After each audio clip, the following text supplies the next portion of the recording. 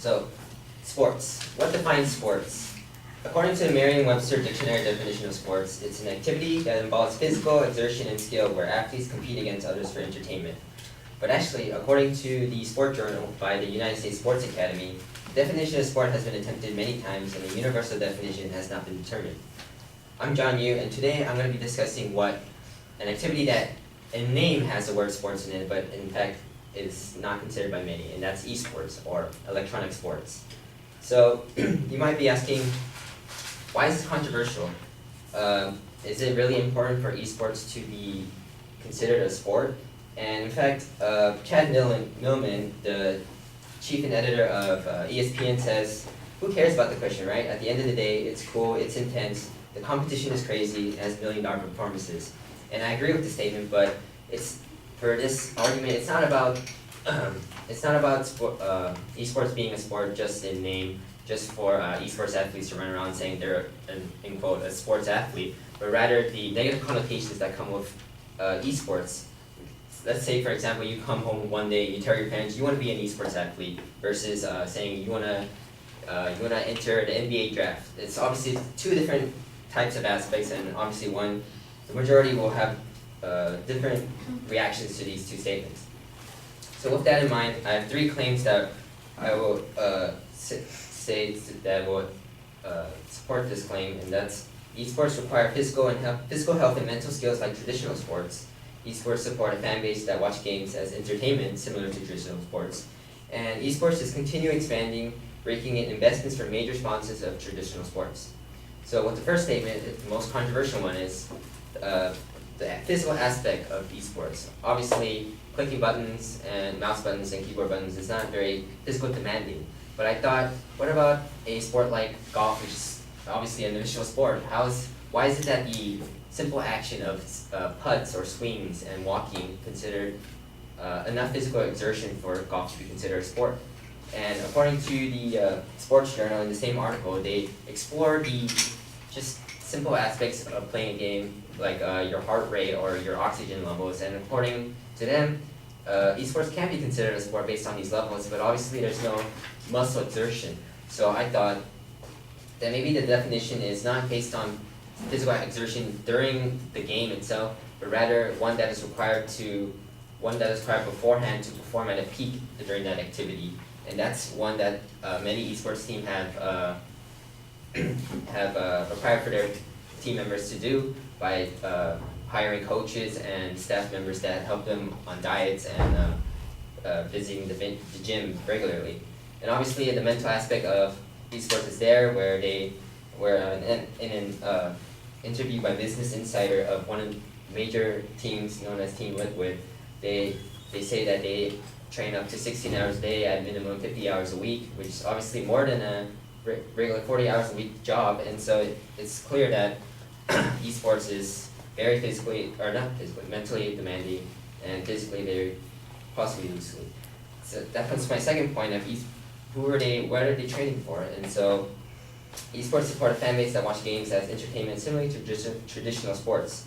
I know for a fact that our own Cal Poly has their own esports club where they just meet up and play games, and obviously it's very socializing. It's a way for them to group up and have an interest in the games that they enjoy, and obviously there's college level competitions, and it creates a way for you to socialize and at the same time keep up your academics. And that comes to my third point, is esports viable as a job? And esports is continuing expanding, breaking investments from other major sponsors of traditional sports. I know for a fact one of the major games right now, League of Legends, is having their major world tournament currently, and they have major sponsors such as T-Mobile, and it shows that major sponsors and companies are interested in esports, and it's continuously growing. In the same article by Business Insider, they say that Goldman Sachs valued esports at $500 million last year in 2016, and it's estimated by 2018 it's going to become a billion-dollar industry, which obviously pales in comparison to the $60 billion industry of maybe, let's say, the National Football League. But it shows that in the past decade it's grown and it's continued to grow. So it's clear that overall, through these three main points of esports requiring physical health and mental skills like traditional sports, they support a fan base that watch games as entertainment, similar to traditional sports, and esports is continuing expanding, shows that esports, it may be loosely fit under the requirements of a sport, and again, it's not for the sake of saying that playing games at home on your computer makes you an athlete, but it's more for helping the idea of a negative connotation around the world. Esports goes away, and we support esports as a whole more better. Thank you.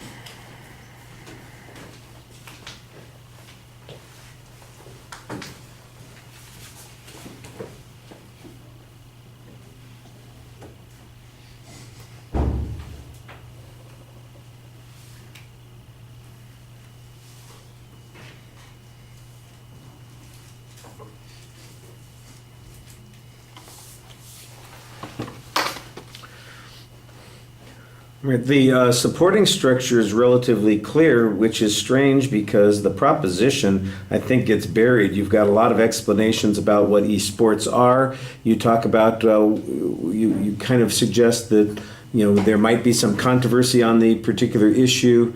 You get into discussion about physicality,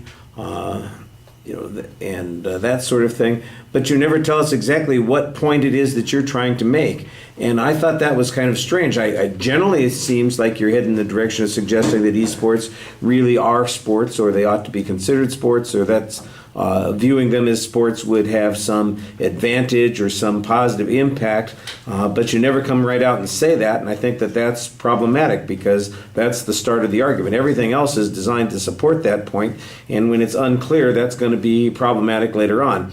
Now, like I said, you did do a good job supporting the structure and listing those claims, so those were pretty clear, and there's a numerical signpost as you get to each of those. That's fine. The evidence on the first point talks about esports physical aspects, and the closest we get to information on this has to do with how, you even acknowledge that there's no muscle exertion that you're dealing with, but they do spend a lot of hours training. And, the fact that somebody spends 50 hours a week playing video games, convincing us that that is a sports activity that has some physical component to it, I think that's a little problematic. You mentioned that they hire coaches, and then there are discussions of diets in gyms, and I'm going, They go on a diet to play esports. They go to the gym to do these kinds of things. At least give me some examples of people who've done those sorts of things, or give me some factual data about like for example, the team that you mentioned. I forget what their name was. Team Liquid. What do they do? Can you identify the players on that team and what kinds of diets they have or what kinds of coaches they have? It just seems like it's very generic information at that point.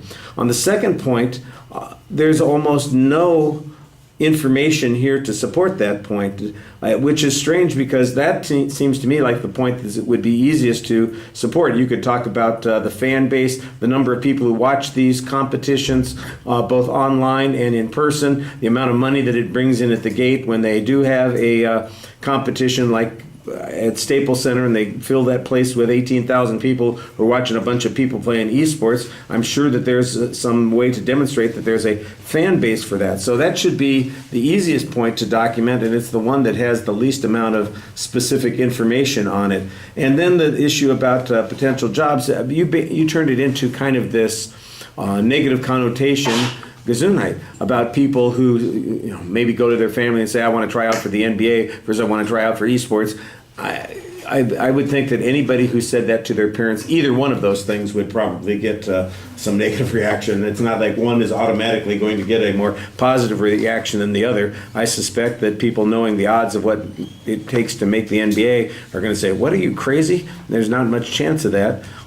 There are very few people that are that special, and those folks, they probably know that they're that special. The esports thing, I don't know that we can pick out who is unique and special except through the competition process, and that might be one of the things that would maybe be a good point to develop in your argument.